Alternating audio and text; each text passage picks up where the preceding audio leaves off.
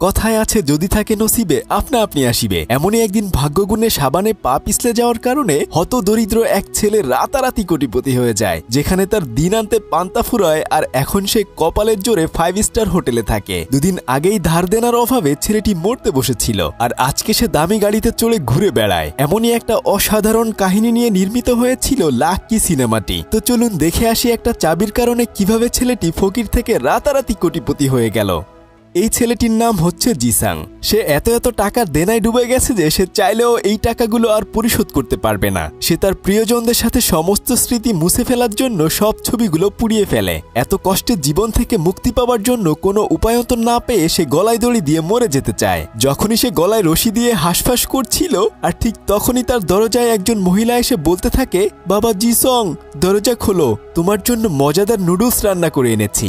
এই কথা শুনে সে মনে মনে চিন্তা করে, মরার আগে না হয় নুডলসটুকুন খেয়েই মরি। এই ভেবেই যখন সে দরজা খোলে আর দেখতে পায় যে বাইরেই তার বাড়িওয়ালি দাঁড়িয়ে রয়েছে। বেশ কয়েক মাস ভাড়া না দিয়ে সে পালিয়ে থাকে। সেজন্য বাড়িওয়ালি তাকে নুডলসের লোভ দেখিয়ে বাইরে এনেছে। সে তখন বলতে থাকে, হারামজাদা, কতদিন যাবত আমার বাড়ির ভাড়া দিস না। নুডলসের কথা শুনে অমনেই বের হয়ে এসেছিস। আজকে আমার বাসা থেকে চলে যাবি। রুমটা তো একদম গোয়ালঘর বানিয়ে রেখেছিস। আর গোসল করিস না কতদিন যাবত, তোর গা থেকে তো দুর্গন্ধ আসছে।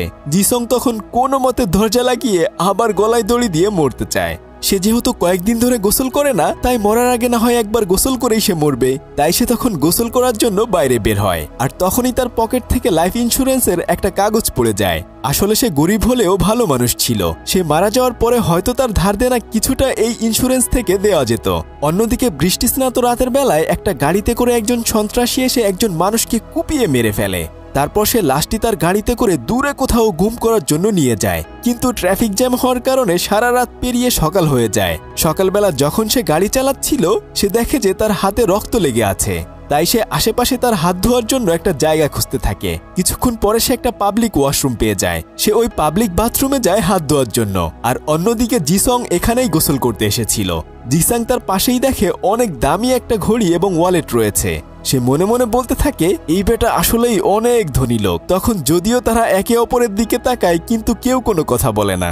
একটু পরে জিসং মনের দুঃখে মাথায় সাবান দিয়ে গোসল করছিল, কিন্তু হঠাৎ করে তার মাথা থেকে সাবানটি পিছলে পড়ে যায়। ওখানে থাকা আরো 2-1 জনের পায়ে লেগে সাবানটি সেই সন্ত্রাসীর পায়ের কাছে এসে পড়ে। আর তখনই সাবানের উপর পা পড়ে বেচারা চিৎপটাং হয়ে পড়ে গিয়ে জ্ঞান হারিয়ে ফেলে। কিন্তু তার হাতের চাবিটি তখন ছিটকে এসে জিসং এর পায়ের কাছে পড়ে। সে তখন হাতে করে চাবিটা নিয়ে ওখানে গিয়ে দেখে যে সেই ধনী লোকটি অজ্ঞান হয়ে পড়ে আছে। আর তখনই তার মাথায় লোভ জেগে বসে। সে সবার চোখের আড়ালে সেই ধনী ব্যক্তির হাতের কাছে গিয়ে তার নিজের লকারের চাবিটি দিয়ে অদল বদল করে নেয়। কিছুক্ষণ পরে ইমার্জেন্সি অ্যাম্বুলেন্স এসে ওই লোকটিকে ওখান থেকে নিয়ে যায়। জিসং তখন তাড়াতাড়ি গিয়ে লকারের ভেতর থেকে ইয়ংওক নামের ওই ধনী ব্যক্তির জামা কাপড় পরে বাইরে বেরিয়ে আসে। আর মনে মনে বলতে থাকে, আল্লাহ আমাকে মাফ করে দিও, আমি মাত্র একদিন বড়লোক হয়ে বেঁচে থাকতে চাই। আর এর কিছুক্ষণ পরে সে স্যুটবুট পরে বাইরে বেরিয়ে এসে বাড়িওয়ালিকে তার সমস্ত ভাড়া পরিশোধ করে দেয়। এমনকি আরো কয়েক মাসের অ্যাডভান্স ভাড়াও তাকে দিয়ে দেয়। এরপর সে যখন তার কোটের পকেটে হাত দেয়, আর তখনই সে সেই ধনী লোকটির গাড়ির চাবি পেয়ে যায়। তারপর সে এই দামি গাড়িতে চড়ে এখানে সেখানে ঘুরে বেড়ায় আর ইচ্ছে মতো কেনাকাটা করতে থাকে। যার যার কাছ থেকে সে টাকা ধার নিয়েছিল সবার টাকা ফেরত দিয়ে দেয়। এমনকি সে তার গার্লফ্রেন্ডের কাছ থেকে নেওয়া টাকাগুলো তাকে ফেরত দেয়। কিন্তু তার গার্লফ্রেন্ড তখন তাকে বলে সামনের মাসে তার বিয়ে হয়ে যাবে। এই কথা শুনে তার মন অনেক বেশি খারাপ হয়ে যায়। সে গাড়ির ভেতরে বসে অনেক বেশি অনুতপ্ত হয় আর বলতে থাকে, এই গাড়ি কিংবা টাকা পয়সা এগুলো আমার না। আর তাছাড়া এগুলো আমার জীবন পরিবর্তনও করতে পারবে না, বরং ওই মানুষটিকে এগুলো ফেরত দিয়ে দেওয়া উচিত। তার ভেতরের ভালো মানুষটা তখন জেগে ওঠে। তাই সে জলদি করে হসপিটালে চলে যায় সবকিছু ফেরত দেওয়ার জন্য। সে চুপি চুপি ওই লোকটির পাশে তার সবকিছু ফেরত দিয়ে যখন চলে আসছিল, আর ঠিক তখনই লোকটি তার হাত চেপে ধরে। সে তো অনেক বেশি ভয় পেয়ে যায়। কিন্তু কিছুক্ষণ পর লোকটি বলে, ডাক্তাররা বলল আমার নাম নাকি জিসং। ফ্লোরের সাথে মাথায় আঘাত লাগার কারণে আমি আমার স্মৃতিশক্তি হারিয়ে ফেলেছি। তুমি কি আমাকে চেনো? জিসং তখন ভয়ে ভয়ে বলে, না আমি আপনাকে চিনি না, আমি তো আমার এক বন্ধুর সাথে দেখা করতে এসেছিলাম। এই বলে সে ওখান থেকে চলে যায়। ইয়ংউক যখন রিসিপশনে গিয়ে হসপিটালের বিল পরিশোধ করতে চায়, কিন্তু পকেটে হাত দিয়ে দেখে যে তার পকেটে মাত্র $2 রয়েছে। আর এর কিছুক্ষণ পরে ওখানে তাকে অ্যাম্বুলেন্সে করে নিয়ে আসা সেই মেয়েটি তাকে দেখতে আসে। তখন সে মেয়েটিকে বলে, দয়া করে যদি আপনি আমার হসপিটাল বিলটা দিয়ে দিতেন তাহলে আমার খুবই উপকার হতো। আমি বাড়িতে গিয়ে আপনার টাকা পরিশোধ করে দেব। মেয়েটি তখন উপায় না পেয়ে হসপিটালের বিল দিয়ে অ্যাম্বুলেন্সে করে তাকে নিয়ে তার বাড়ির উদ্দেশ্যে রওনা দেয়। গাড়ি চালাতে চালাতে মেয়েটি তার কাছে তার নাম জানতে চাইলে সে তার আইডি কার্ড দেখে বলে, আমার নাম জিসং। মেয়েটি তখন তার বয়স জানতে চায়। তখন সে বলে তার বয়স মাত্র 32 বছর। এটা শুনে মেয়েটা অনেক বেশি অবাক হয়ে যায়, কেননা তাকে দেখতে আসলে 32 বছরের ছেলের মতো মনে হচ্ছিল না। অ্যাম্বুলেন্সে আসার সময় তারা একে অপরের সাথে কথা বলে জানতে পারে মেয়েটির নাম হচ্ছে রিনা। কিছুক্ষণ পরে তারা অ্যাড্রেস অনুযায়ী সেই বাড়িতে চলে আসে। রিনা ভেতরটা দেখে গন্ধে নাক আটকে বলতে থাকে, হায় খোদা, আমার টাকা পাওয়ার আশা বুঝিয়ে বাড়ি শেষ। ওই নোংরা অগোছালো ঘরের ভেতর প্রবেশ করে লোকটি তখন এটা সেটা দেখতে থাকে। সে ওখানে পড়ে থাকা ছবিগুলো হাতে নিয়ে মনে করার চেষ্টা করতে থাকে আসলে সে কে ছিল। তখন মেয়েটি তাকে জিজ্ঞেস করে সে কি কিছু মনে করতে পেরেছে কিনা, কিন্তু সে বলে, আমি আসলে কিছুই মনে করতে পারছি না, তবে আমার মনে হচ্ছে আমি গতকাল ফাঁসি নিয়ে মরে যেতে চাচ্ছিলাম। এই বলে সে ফাঁসির দড়িটি মেয়েটিকে দেখায়। কিছুক্ষণ পরে মেয়েটির ইমার্জেন্সি কল আসলে সে ওখান থেকে চলে যায়। যাওয়ার আগে সে বলে যায়, তুমি কয়েকদিন পরে আমার টাকা ফেরত দিয়ে দিও। লোকটি তখন খুবই চিন্তায় পড়ে যায়, কেনই বা সে আত্মহত্যা করতে চেয়েছিল। যে করেই হোক না কেন এটা তার খুঁজে বের করতে হবে। অন্যদিকে জিসং গাড়িতে বসে বসে ভাবতে থাকে আসলে সে এখন কি করবে। তবে সে সিদ্ধান্ত নেয় তার বাড়িতে গিয়ে সবকিছু ফেরত দিয়ে আসবে। কিছুক্ষণের মধ্যেই গাড়িতে থাকা অটোমেটিক ড্রাইভিং সিস্টেম চালু হয়ে যায় আর সে ওই জিপিএস ট্র্যাকিং এর মাধ্যমে সেই ধনী ব্যক্তির বিল্ডিং এর সামনে চলে আসে। সে এত বড় বিল্ডিং দেখে একদম অবাক হয়ে যায়। সে মানিব্যাগ থেকে ফ্ল্যাটের অ্যাক্সেস কার্ড পুশ করে ফ্ল্যাটের ভেতর প্রবেশ করে এত বড় ফ্ল্যাট দেখে একদমই টাসকি খেয়ে যায়। সে বলতে থাকে, ওরে বাবা, ড্রেসিং রুম তো দেখি আমার পুরো লিভিং রুমের চেয়েও বড়। সে তখন এদিক সেদিক খুঁজে ওখানে কয়েকটা পুলিশের ড্রেস এবং রেইনকোট দেখে বলতে থাকে লোকটা মনে হয় পুলিশে চাকরি করত। এরপর সে সোফায় গিয়ে আরাম করে বসে বলতে থাকে, আহ শান্তি, একেই বলে শান্তির জীবন। যেহেতু সে ওই বাসায় কাউকে খুঁজে পায় না, তাই সে তখন সোফায় বসে রিমোট দিয়ে টিভি অন করে, কিন্তু সে ভালো কিছুই দেখতে পারছিল না। তাই সে বারবার রিমোট দিয়ে চ্যানেল চেঞ্জ করতে থাকে। কিছুক্ষণ পরে সে দেখে যে একটা সুন্দরী মেয়ে যোগা ব্যায়াম করছে। তখন সে বলে, আরে ধেত্তেরি, কি বোকা আমি, এটা তো টিভি না, এটা আসলে সিসি ক্যামেরা। হয়তো ফ্ল্যাটের অন্য এক রুমে মেয়েটি ব্যায়াম করছিল। সে তখন দুষ্টু ছেলেদের মতো বসে বসে সেটা লাইভ দেখতে থাকে। অন্যদিকে ওই লোকটি জিসং এর অপরিষ্কার রুমটি একদম পরিষ্কার পরিচ্ছন্ন করে ফেলে। এরপর সে একটা নোট খাতা নিয়ে তার নাম, বয়স এগুলো লিখতে থাকে। তাকে অবশ্যই নিজেকে খুঁজে বের করতে হবে, সেজন্য সে তার রুমের পাশের মানুষজনকে নক করতে থাকে, কিন্তু কেউ তার কথা শুনে না আর দরজাও খোলে না। তখন এক ব্যক্তি তার বউয়ের সাথে ঝগড়া করে বাইরে বের হচ্ছিল, আর ঠিক তখন সেই ব্যক্তির সাথে সে কথা বলতে গেলে তার সাথে ওই ব্যক্তির মারামারি বেঁধে যায়। কিন্তু ইয়ংউক তাকে একজন আধুনিক কুংফু মাস্টারের মতো মায়ের দেয়। সে স্মৃতিশক্তি ভুলে গেলেও আত্মরক্ষার জন্য সে কিন্তু তার ট্রেনিং ভুলে যায়নি। ইয়ংউক তখন ভাবতে থাকে সে হয়তো অতীতে একজন কুংফু মাস্টার ছিল। আর এদিকে জিসং ইয়ংউকের বাড়িতে এসে দামি দামি খাবার খেয়ে পুরো রুম নোংরা করে সোফার মধ্যেই ঘুমিয়ে পড়ে। হঠাৎ করে ঘুম ভাঙলে সিসিটিভিতে সে দেখতে পায় যে সেই মেয়েটি একটা ছুরি দিয়ে নিজেকে শেষ করে দিচ্ছে। তখন সে তাড়াহুড়া করে ইমার্জেন্সি পুলিশকে কল করতে যায়। তবে কিছুক্ষণ পরে বুঝতে পারে যে মেয়েটি আসলে এভাবে মরে যাওয়ার নাটক করছিল। যাই হোক, অন্যদিকে ইয়ংউকের কাছে যে মেয়েটি টাকা পেত সে তার বাসার দিকে রওনা দেয়। ঘরের ভেতরে এসে দেখতে পায় যে ইয়ংউক অসুস্থ হয়ে ফ্লোরে পড়ে রয়েছে। তখনই মেয়েটি গিয়ে তাকে সাহায্য করে। আসলে সে জীবনে প্রথম সিগারেট খেয়ে বমি করে দিয়েছিল। আপনিও যখন জীবনে প্রথম সিগারেট খেয়েছিলেন তখন কি হয়েছিল অবশ্যই কমেন্ট করে জানান। সে আসলে নিজের পরিচয় খুঁজে পাওয়ার জন্য এসব কিছু করছিল, তবে সে বুঝতে পারে সে আসলে কোনোদিনও বিড়ি সিগারেট খায়নি। এছাড়া সে খুবই পরিষ্কার পরিচ্ছন্ন একজন মানুষ ছিল। এমনকি সে খুব ভালো কুংফু জানে এবং খুব সহজে চাকু চালাতে পারে। সে এসব কিছু তার ডায়েরিতে লিখে রাখে। মেয়েটি তখন ভাবে যেহেতু সে ভালো চাকু চালাতে পারে সেজন্য তাদের হোটেলে ভালো শাকসবজি কাটতে পারবে, তাই তাকে চাকরি দেওয়ার জন্য তার মায়ের হোটেলে নিয়ে যায়। কিন্তু তার মা আসলে তাকে একদমই কোনো কাজ দিতে চাইছিল না, কেননা তাদের ছোট্ট একটা হোটেল ছিল। তখন মেয়েটি তার মাকে বলে সে ইয়ংউকের কাছে অনেকগুলো টাকা পায়, তাই সে কাজ করিয়ে টাকাগুলো উসুল করে নিতে চায়। তার মা তখন কোনো উপায় না পেয়ে তাকে কাজে রেখে দেয়, কিন্তু তার মা ইয়ংউককে বলে ও যেন একটু হাসি খুশি ভাবে থাকে, না হলে ওকে দেখে দোকানের কাস্টমাররা পালিয়ে যাবে। যাই হোক, এদিকে জেসং এর সারাদিন আজাইরা বসে থাকতে থাকতে ক্ষুধা লেগে যায়, তাই সে তখন রুমের আনাচে কানাচে খাবার খুঁজতে থাকে। অনেক খোঁজাখুঁজির পরে সে একটা বক্স খুঁজে পায়। সে মনে করে হয়তো এর ভেতরে কোনো মজাদার খাবার রয়েছে। এই ভেবে যখনই সে ওই বক্সটা ওপেন করে তখনই সে দেখতে পায় যে তার ভেতরে বান্ডেল বান্ডেল টাকা রয়েছে। এটা দেখে সে অনেক বেশি অবাক হয়ে যায়। সে খুশিতে খুশিতে তখন ওখান থেকে কিছু টাকা নিয়ে অনলাইনে খাবার অর্ডার করে দেয়। এরপরে খাবার খেতে খেতে সে পাশেই দেখে যে অনেক অনেক দামি ব্র্যান্ডের মদ ওখানে রাখা রয়েছে। তাই সে তখন সবচেয়ে দামি ব্র্যান্ডের একটা মদের বোতল টান দেয়, আর তখনই বোতলের সাথে বাঁধা রশিতে টান লেগে ভিতরের একটা গোপন রুম খুলে যায়। সে তখন আস্তে আস্তে ওই রুমের ভেতরে প্রবেশ করে।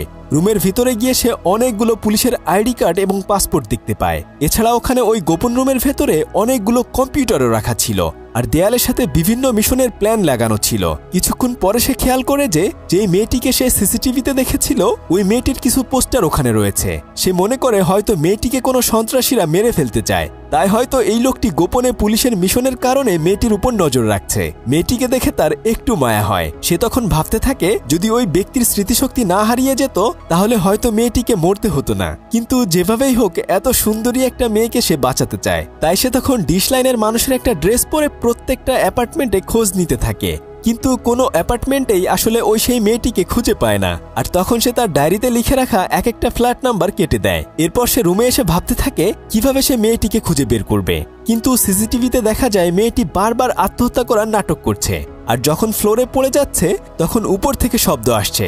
এবার সে শিওর হয়ে যায় যে মেয়েটি নিশ্চয়ই তার উপরতলায় রয়েছে। উপরতলায় গিয়ে সে কলিং বেল দিলেই মেয়েটি বের হয়ে আসে। সে তখন মেয়েটির সাথে একটু আধটু পরিচিত হওয়ার চেষ্টা করে, কিন্তু মেয়েটি তাকে বেশি একটা পাত্তা দেয় না, এমনকি সে তার মুখের উপর দরজাটি লাগিয়ে দেয়। অন্যদিকে ইয়ংউক যেহেতু অনেক ভালো চাকু চালাতে পারত, তাই সে তখন তার চাকুর সাহায্যে বিভিন্ন ডিজাইনের মজার মজার খাবার রান্না করে দেয়। কাস্টমাররা তার খাবার খেয়ে একদমই অবাক হয়ে যায়। এমনকি তার আইসক্রিম খাওয়ার জন্য শত শত মেয়েরা তখন তাদের হোটেলের বাইরে লাইন ধরে দাঁড়িয়ে থাকে। তাদের ব্যবসা ভালোই চলতে থাকে। এটা দেখে মেয়েটি এবং তার মা সবাই অনেক বেশি খুশি হয়ে যায়। সব কাজ শেষ করে মেয়েটি তার বাসায় এসে বলে, তোমার জন্যই আমাদের হোটেলে এখন অনেক ভালো কেনাবেচা হচ্ছে, প্রতি মাসের 25 তারিখে তোমাকে বেতন দেয়া হবে। এই বলে মেয়েটি ওখান থেকে চলে যায়। ইয়ংউক তখন ক্যালেন্ডারে তারিখ খুঁজতে গেলে দেখতে পায় যে 25 তারিখে একটা জায়গার নাম লেখা রয়েছে, আর পরদিনই ছিল 25 তারিখ। তাই সে সকালবেলা ওই জায়গাটি গিয়ে রাস্তায় লাইনে দাঁড়িয়ে যায়। একটা গাড়িতে করে কয়েকজন মানুষ এসে সবার নাম ধরে তাদেরকে গাড়িতে তুলে নেয়। যখন জেসং এর নাম ধরে ডাকে সে তখন গিয়ে ওই গাড়িতে উঠে পড়ে। কিছুক্ষণ পরে তারা একটা শুটিং স্পটে চলে আসে। আসলে এখানে ছোটখাটো রোলের জন্য তাকে অ্যাক্টিং করার জন্য আনা হয়েছে, যেমন ভিলেনের গুন্ডাগুলো মাইর খায় এমন আর কি। বেচারা তখন কোনো কাজ ঠিকঠাক মতো করতে পারছিল না, বরং সে ওখানে সবকিছু এলোমেলো করে দেয়। তাই ডিরেক্টর তাকে খুব অপমান করলেও সে কিছুই বলে না। কাজ শেষে তারা তাকে কিছু টাকা দেয়, আর তখন সে হাজিরা খাতায় জেসং এর আসল বাড়ির ঠিকানা খুঁজে বের করে। তারপর সে সেই ঠিকানায় চলে যায়। ওখানে গিয়ে দেখে যে জেসনের বাবা আসলে একজন নাপিত। ইয়ংউক মনে করে তার বাবা হয়তো তাকে চিনবে, কিন্তু তাকে তো সে আসলে চিনতে পারে না। সে তখন দোকানে বসে অপেক্ষা করতে থাকে, কিন্তু একজন কাস্টমার জেসং এর বাবাকে বলে, দেখিও তোমার ছেলে একদিন অনেক বড় অভিনেতা হয়ে ফিরে আসবে। সে তখন জানতে পারে যে জেসং বড় অভিনেতা হওয়ার প্রতিজ্ঞা করে বাড়ি থেকে রাগ করে চলে গিয়েছিল। তাই সে তখন ওখান থেকে বের হয়ে যায় এবং মনে মনে বলতে থাকে, আমি একদিন বড় অভিনেতা হয়ে আবার সবার সামনে ফিরে আসব। অন্যদিকে জেসং সেই মেয়েটিকে ফলো করতে করতে তার কলেজে চলে আসে। মেয়েটি তার মাকে বলছিল সামনের মাসেই সে এদেশ ছেড়ে চলে যাবে, আর তখনই একজন মানুষ মেয়েটিকে ফলো করতে থাকে। মেয়েটি ওই মানুষটাকে দেখে ওখান থেকে পালাতে শুরু করে। জেসংও তখন ওখানে ছিল।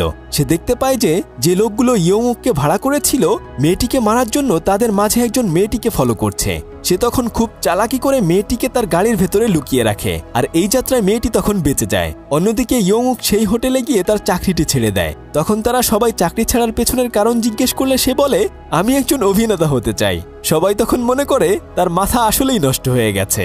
সে বাড়িতে ফিরে এসে পুরো দমে অভিনয় হওয়ার জন্য প্র্যাকটিস করা শুরু করে দেয়। সে প্রতিদিন ভোরবেলা দৌড়ায়, প্রসাব দেয় এবং স্ক্রিপ্ট দেখে দেখে মুখস্থ করে প্র্যাকটিস করতে থাকে। অন্যদিকে জেসং সেই মেয়েটিকে সব জায়গায় ফলো করে জানতে পারে মেয়েটির নাম ইয়ানজো।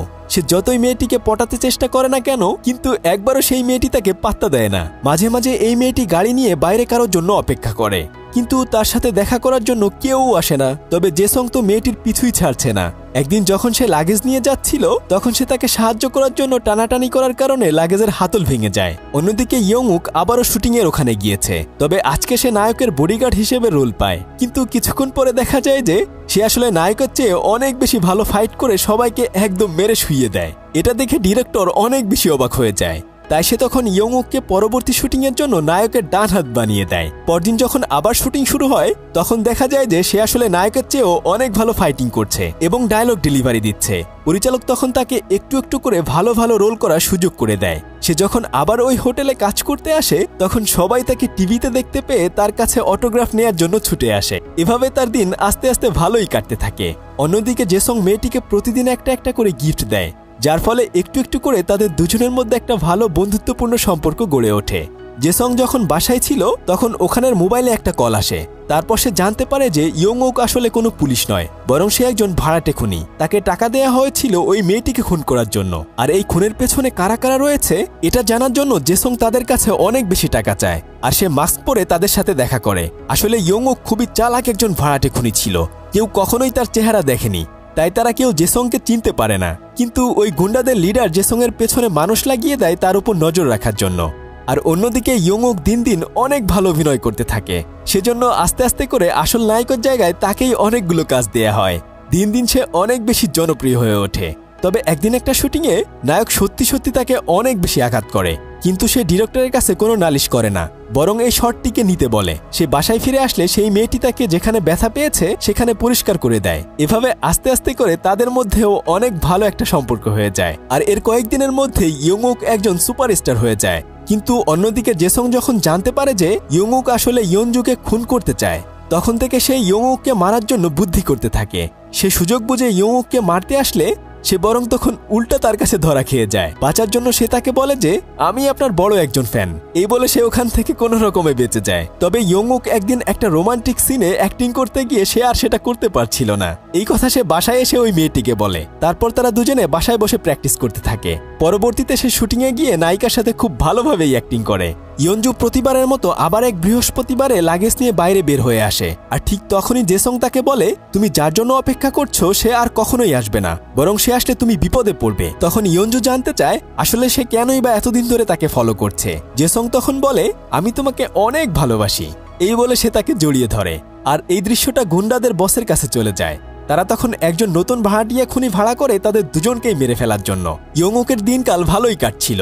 সে তাদের সবাইকে নিয়ে যেখানে সেখানে ঘুরে বেড়ায়। কিন্তু একদিন গাড়িতে যাওয়ার সময় হঠাৎ করেই বৃষ্টি নামে। তখন তার সেই দিনের কথা মনে পড়ে যায়। তার মনে পড়ে যায় আসলে সে জেসং নয় বরং ইয়ংওক। তাই সে জলদি করে তার অ্যাপার্টমেন্টে চলে আসে। সে তার বাসার অগোছালো অবস্থা দেখে বুঝতে পারে পাবলিক বাথরুমের ওই ছেলেটাই এই অবস্থা করেছে। সে জলদি করে ইয়নজু এর সাথে দেখা করে। তখন জিসং তাকে বাধা দিয়ে ইয়নজুকে বলতে থাকে উনি একজন ভাড়াটিয়া খুনি আর ওনাকে হায়ার করা হয়েছে তোমাকে খুন করার জন্য। কিন্তু ইয়ংওক বলে আমার ব্যাপারে তুমি কি জানো, তোমার জন্যই সমস্ত কিছু নষ্ট হয়ে গেছে।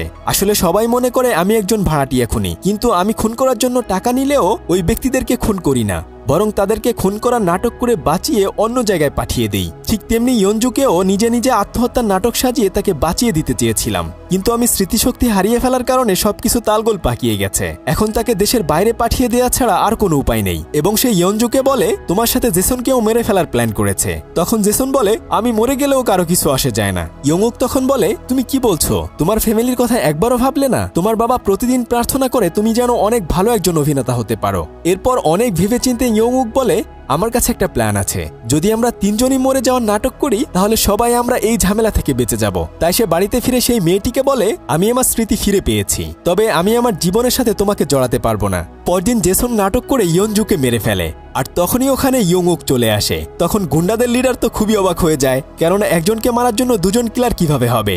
তাই সে জানতে চায় আসলে এই নতুন কিলারকে। তখন তাদের মধ্য থেকে একজন বলে এই নতুন কিলারকে ভাড়া করেছি পুরনো কিলারকে মারার জন্য।